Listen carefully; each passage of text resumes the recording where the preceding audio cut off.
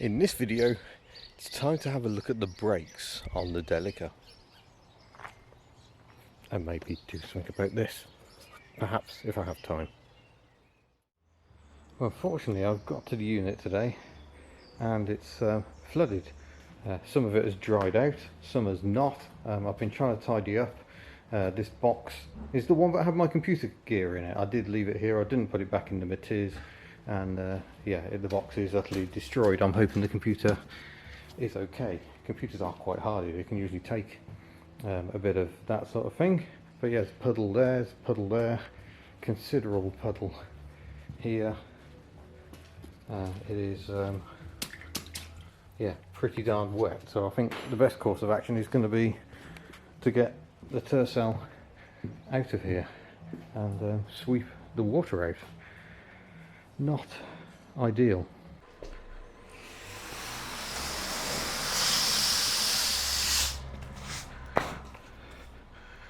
Oh, what a mess. Sorry, jumping between cameras a bit today because it isn't quite panning out how I hoped. But yeah, horrible. Not what you want in your storage unit. Very luckily, most stuff is off ground level. Might have to move that can because I can see that's starting to rust around the base. I think the box beyond, don't think the box beyond has got much in the way of precious stuff in it, so hopefully that'll be all right. And then the cars, everything is off the ground. I don't know if the pit has filled up. I had a quick look this morning, it seems okay. I know this is giving people horrors, having trolley jacks and axle stands on wood, but they're good solid bits of timber, and the 2CV doesn't weigh very much. Oh, sorry to throw yet another change of camera on you, but I'm trying to get back to the point. And the point is, this brake is getting quite hot. You couldn't really hold your hand on that wheel, very uncomfortable. It could be the handbrake, but the fact I can move the wheel slightly even with the handbrake on suggests it probably isn't that. So I suspect it's actually the caliper. Incidentally, these grippers gloves, people mentioned the large gloves look too big on me, so I've got some mediums and they're too small. They're horrendous. Right. So yeah, I can still feel the wheel nuts hot, and it's been a while since I stopped driving this vehicle. So that's not great news. So we'll get the wheel off. Oh, oh blimey. Oh, that isn't a pretty disc, is it? That's not pretty at all. There's still meat on the pads, but if I bring you in for a closer look, yeah, that's not a great disc. Like I said, this vehicle has been standing for quite some time. I think it's seen very little use over the past 3 years. But yeah, it's going to take the handbrake off a moment. You see, it definitely doesn't want to move. I'm just going to see if I can put the truck in neutral. It's not as easy as you'd hope. Right, so with it in neutral, oh dear. Right, we'll first start with polite interrogation with a hammer.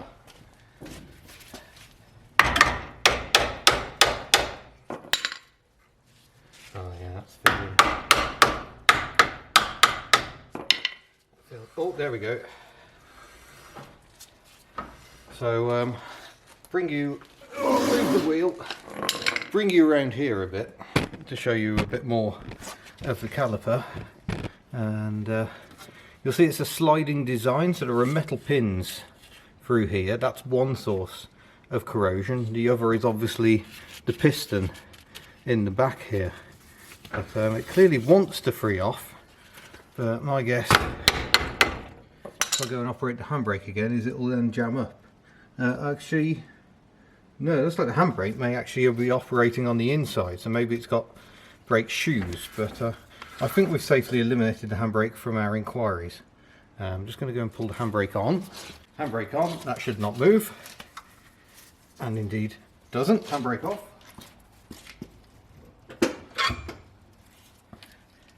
That should be free again. There we go. So I think we can eliminate the handbrake from our inquiries. I think the problem is in the caliper. So what I might do is just get the pins out and have a look at those first of all. effectively it's the pins that carry the caliper. So I might pull each one out in turn just to have a look and give them a bit of a lube up. I tend to use the caliper grease, the red grease. The boots seem to be in good order, so that's encouraging. But yeah, we're going to find out what size those are. I'm going to guess 14. Right, try and work out which way we're going. That way will be tightened, so that should be loosened that way. Oh, that suggests that's quite loose actually. That's encouraging, I think. Maybe a bit looser than I expected. Calipers, I can get replacement calipers for about £53. I can get a rebuild kit, which doesn't include the cylinders, the pistons rather, I don't think. That costs about £10. So it may well be worth me stripping the caliper down and replacing the seals. They're very sensitive calipers on these, Jasper reports, and slightest bit of grot and they start seizing up like crazy. I think the near side front is also binding slightly, but that's not getting as hot. So that's good news, I guess.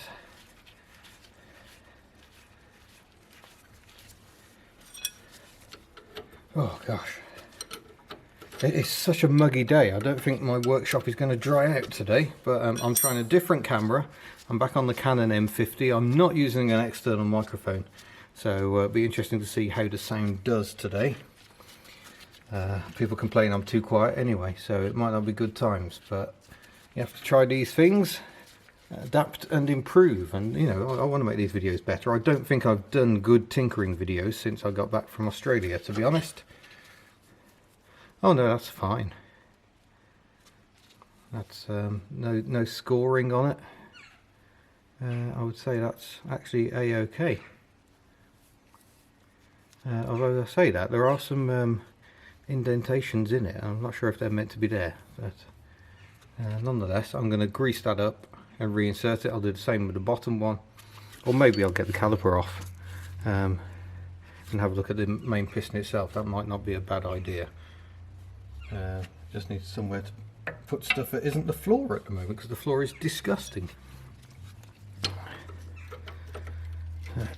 Try and get on the bottom one. I know, never use your hand. Always use a hammer. Oh, that one. Oh, there it goes. That one definitely tighter on the bottom there.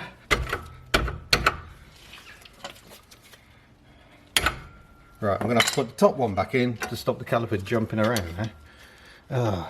So far, so HubNut.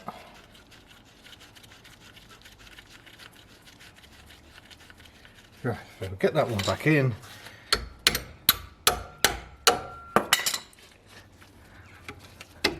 Oh, that isn't just rounding. Oh, horrible feeling that is just rounding. Yeah, okay, we might have a problem here. I'm going to go and see if I can find a socket, which might be a better bet. Right, I've got a 14mm square-sided socket. So hopefully that'll get a better purchase than I could get with the 12-sided socket. But this is rapidly becoming a problem, I think. Excuse me, ratchet abuse.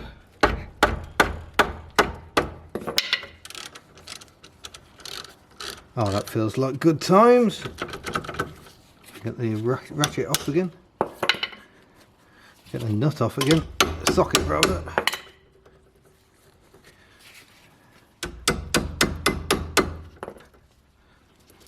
Oh, come on.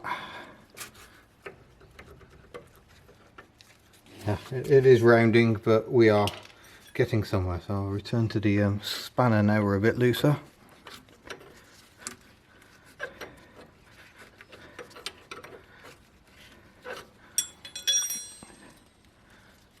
I suppose it shouldn't be surprising, the one at the bottom probably gets a lot more muck than the one at the top.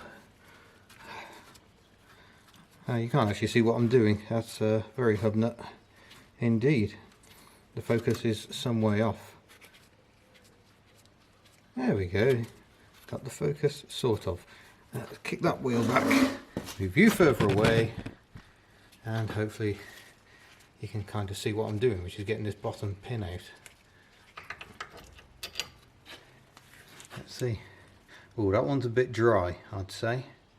So that's the bottom pin. It's got this extra little recess at the end, so we'll definitely grease that up a bit. I think that looks like it has been sticking, and put that there for a moment. Oh, I'm sweating like a pig. It is so humid. Doesn't feel like Wales today. It feels more like Thailand or something, he says, having never been to Thailand. I mean, it's not a hot day, but I'm sweating buckets and the floor is not drying out because it is so humid. Maybe in for more thunderstorms, which would be bad times, but that's why I'm working indoors, even though it isn't currently raining. Oh, come on. So envious of those shows where they've just got whizzy tools everywhere, but I don't really want whizzy tools everywhere, because then it wouldn't necessarily feel like HubNut, would it? I feel a bit posh having two hammers, to be honest, because I've got this soft blow one as well, which you can also use as percussion.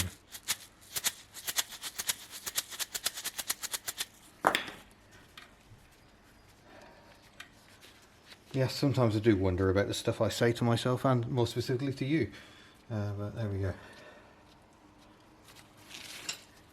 While we're here, the Canon M50, there's a reason I don't use it too often. That's because it runs out of battery quite often and you can't record and charge at the same time, which is a bit problematic.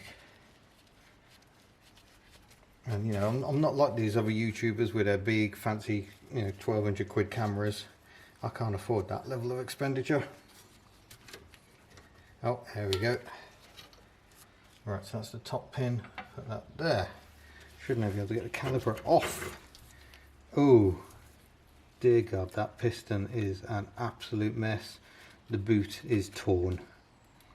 So I think, Houston, we have found the problem. I'm going to rest that there so it isn't hanging off the brake hose. Have a look at the pads while we're here. I might give these a lube up as well. These can actually stick on the runners here, so a little bit of copper grease to stop just where the pads sit might not be a bad idea, and a bit on the back. A good bit of meat on that one. Oh dear.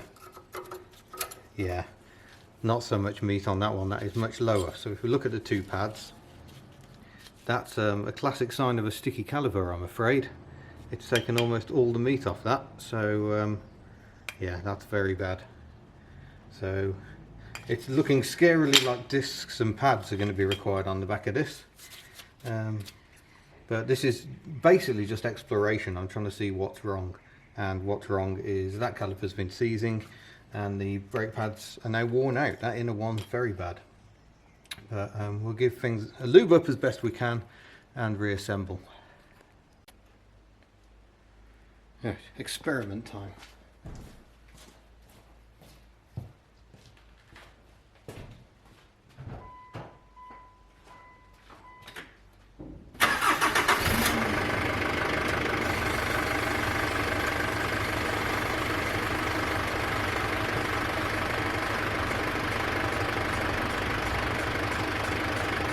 Yeah, that's not great, is it? It stops spinning. I'm going to stop the opposite part.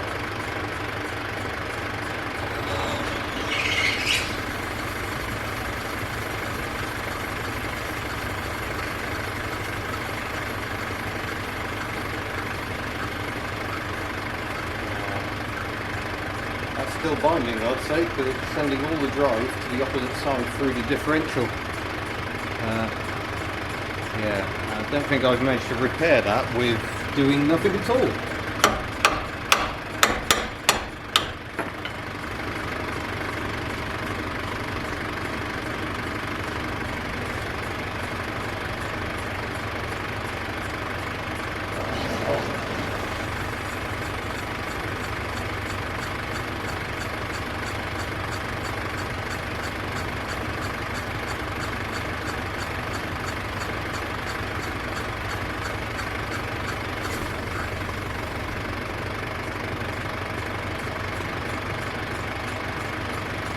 I've just applied the brakes there, and yeah, you can see it's jammed up again. That is really quite bad.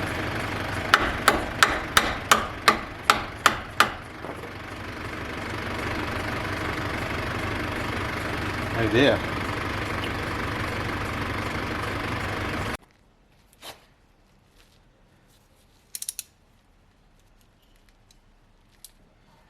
Just in case you noticed, oh, will that go on there? No, typical. The bottom boot had fallen out, so I'm having to do this again, and that's not loose enough for a ratchet spanner around it. There we go.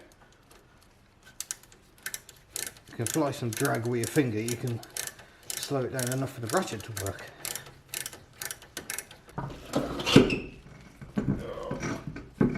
Jeepers. Oh, there we go.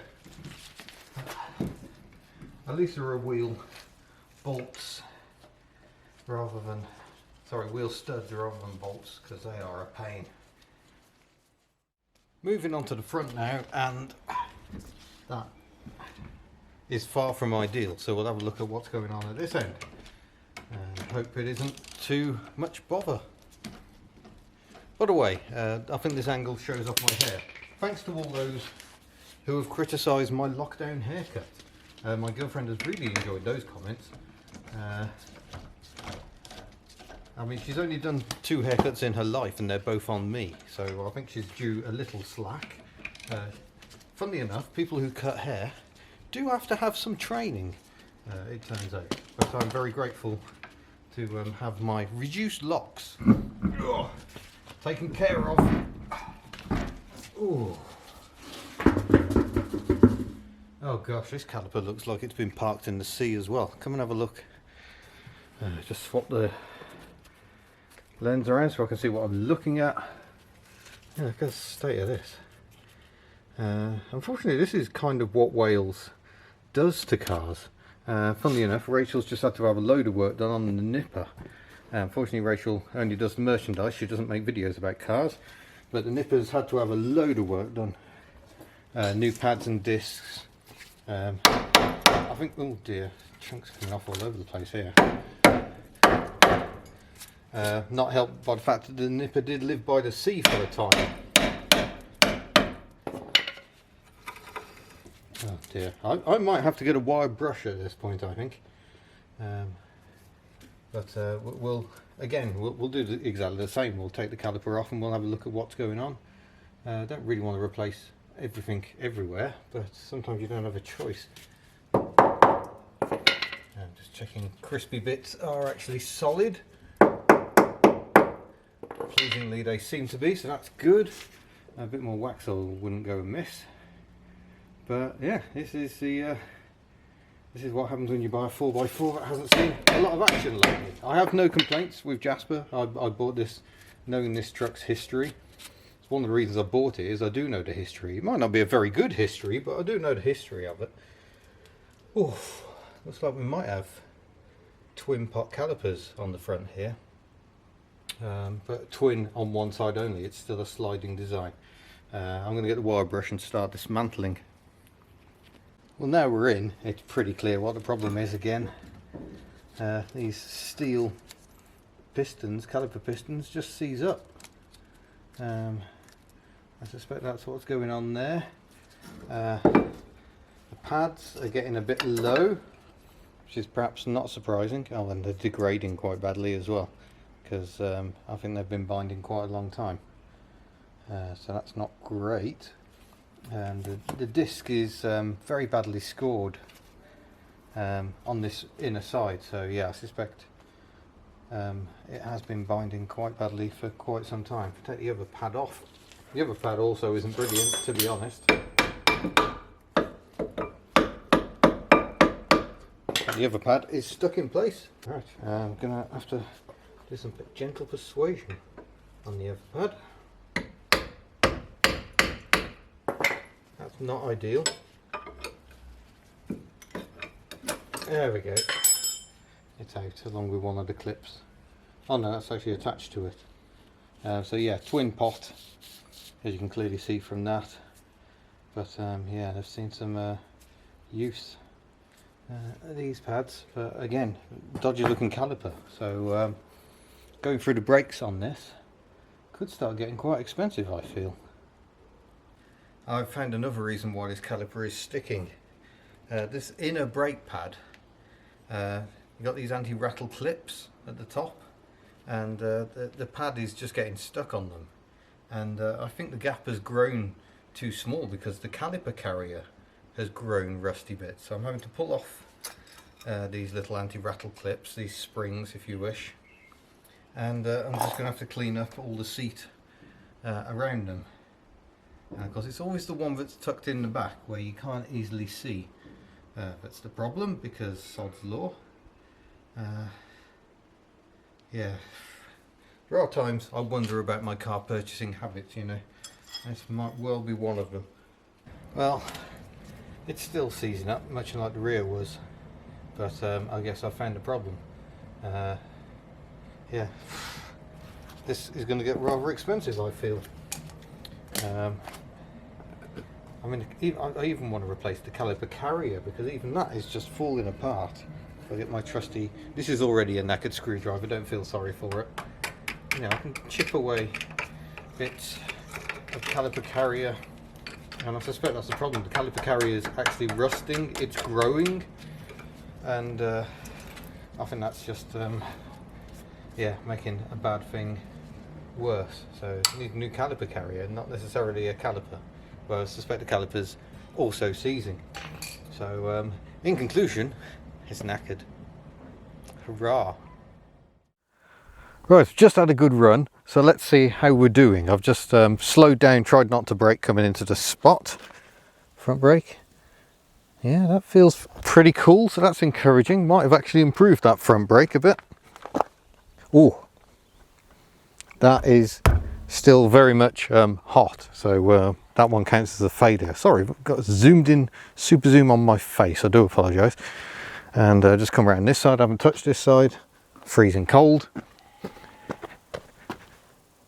And that's also cool, so some improvement. That back one is really bad, so I think pretty urgently I'm going to order just a caliper for it, because frankly, by the time you've faffed around trying to fit all those seal kits, I don't find them the easiest thing to do. It's easier just to swap the caliper out, if a bit more expensive. But yeah, I fear there's a lot to spend on this. I can't afford to do all the brakes in one go, so I shall steadily work my way through them. But we're getting there, we're improving it. It was cheap, and cheap vehicles are cheap for a reason. And I guess I'm learning just why this one wasn't £3,000. I could easily spend that getting it up to spec, but I reckon it's a good basis, so hopefully we shall have many happy times. But I'm going to push on back to home. It's beautifully peaceful. This is the A44, a main road, at 3 o'clock in the afternoon. Still pretty quiet in Wales, so I'll get this back, and yeah, we'll have further adventures in a future video. Hopefully some very interesting stuff happening this very weekend, where I might have taken on a project that is terrible even by my standards. And so if you think this is a waste of money, you ain't seen nothing yet. But yeah, thank you very much for watching. Don't forget to subscribe before you go, and I shall see you in a future video. And instead of a pachu, look, we got a beetle.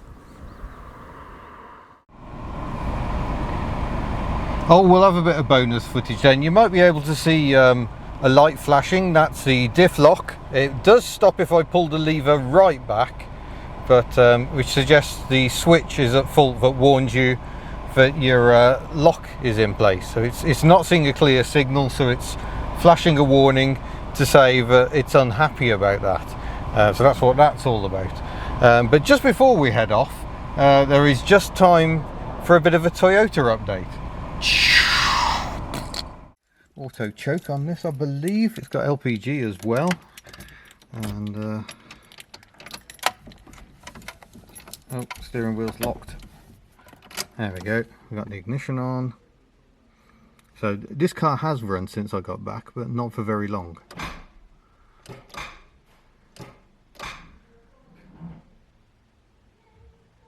Yeah, that's sounding like a pretty flat battery. I'll get the jump kit out. Oh, the things I do.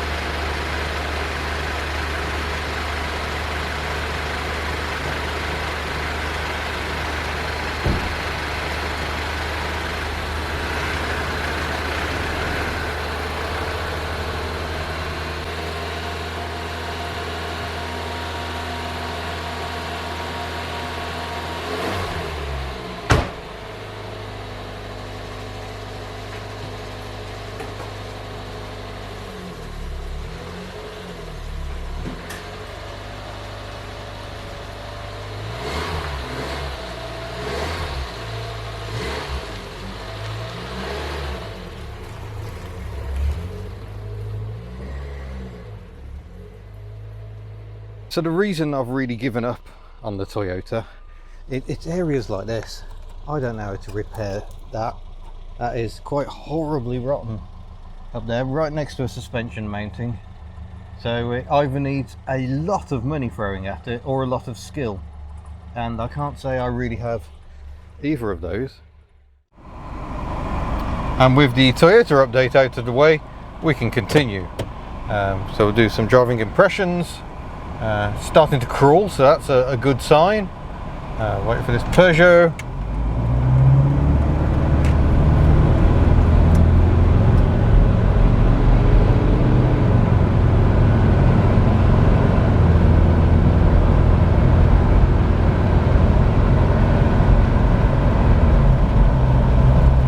There we go.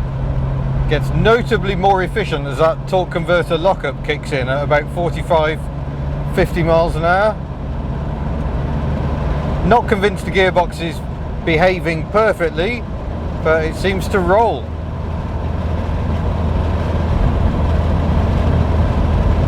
Right, I will carry on my way home, for there is a goodly way to go.